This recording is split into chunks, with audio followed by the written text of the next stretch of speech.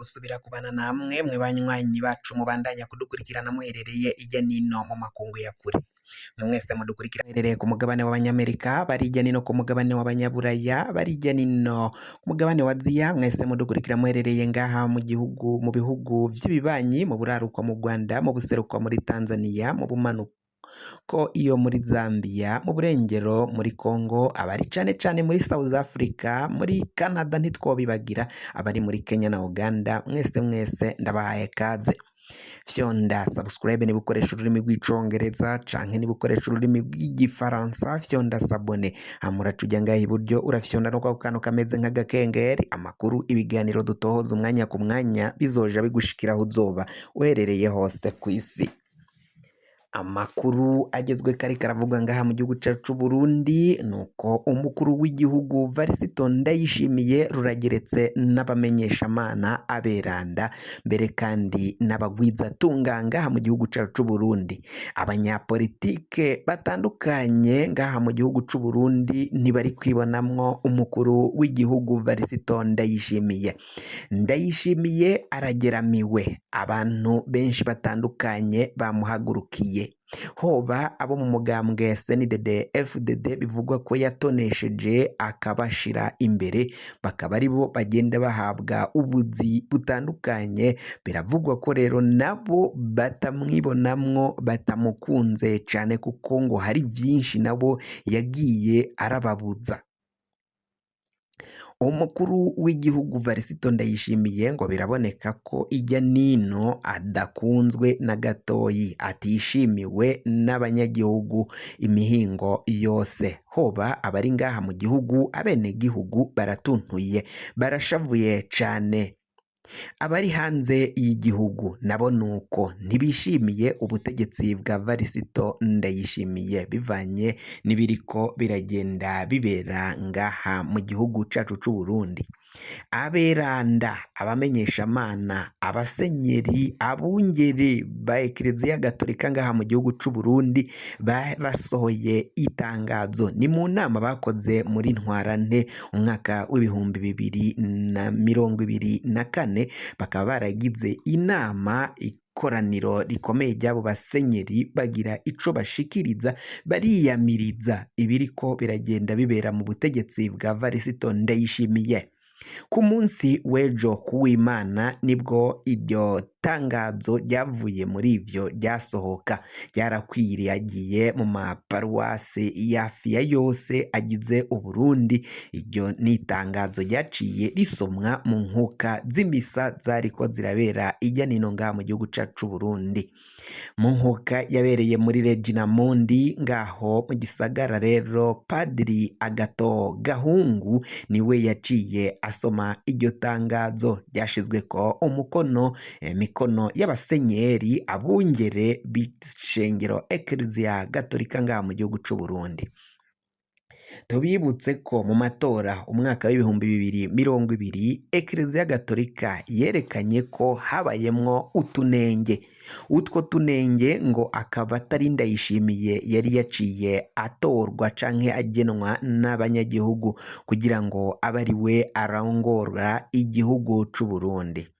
Mu kugenwa nabo rero, mu kugenwa n'abanyagihugu cane abo mu mugambwe CNDD FDD baciye biba amatora, bigizwe n'umuhisi Petero Nkurunziza yari arongoye igihugu ico gihe, yabifashijemwo Perezida Varisito Ndayishimiye uri ku butegetsi muri kino gihe.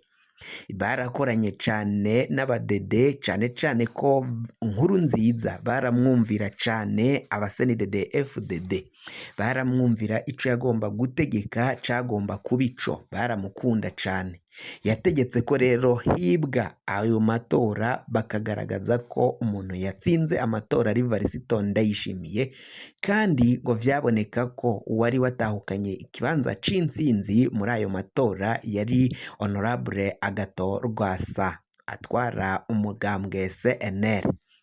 Ivyo vyose rero abasenyeri b'ishengero ya Kiliziya Gatolika indorerezi bari bashizeko zarabahaye raporo zibamenyesha ko amatora yabayemwo utunenge, kandi utwo tunenge hamwe hamwe kwabaga ari ukwiba amajwi, amatora bakatangaza ibiharuro bitandukanye cane n'ivyo baba babonye kuri site z'itora ivyabaga vyahabereye vya nyavyo, bagaca bahindura ibiharuro. Ivyo rero Ekleziya Gatolika yarabishikirije, ariko biba nk'akamizwe n'ingoma bivanye n'ubutegetsi bwariho bw'umuhisi Petero Nkurunziza watwara igihugu, kandi n'uwo yari ashigikiye yari Varisito Ndayishimiye. Birumvikana ko ntago yagomba kudatorwa.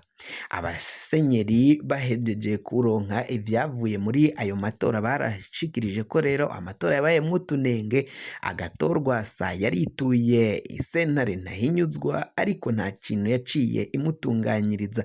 Yaciye ivuga ko Agathon atigeze atsinda amatora, ko umukandida wa CNDD FDD Ndayishimiye Evaristo ariwe yaciye atahukana intsinzi muri ayo matora.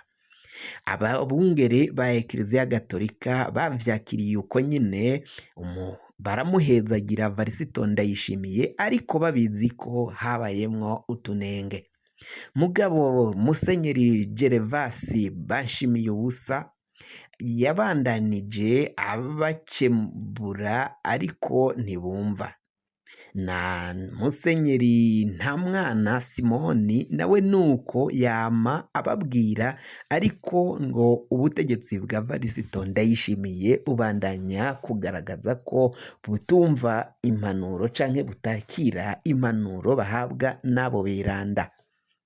Ngo rero abanyagihugu bakaba bavuga bati, ese kuba aberanda bashavujwe n'ibiriko biragenda bibera ngaha mu gihugu c'u Burundi, ukungene ubuzi butangwa ngaha mu Burundi, ngo biraboneka ko bishavuje abenegihugu, ukungene ubuzi bwama bwatanzwe bugahabwa ibinebwe, abantu badashoboye gukora akaba aribo baronka ubuzi, akaba aribo bahabwa akazi.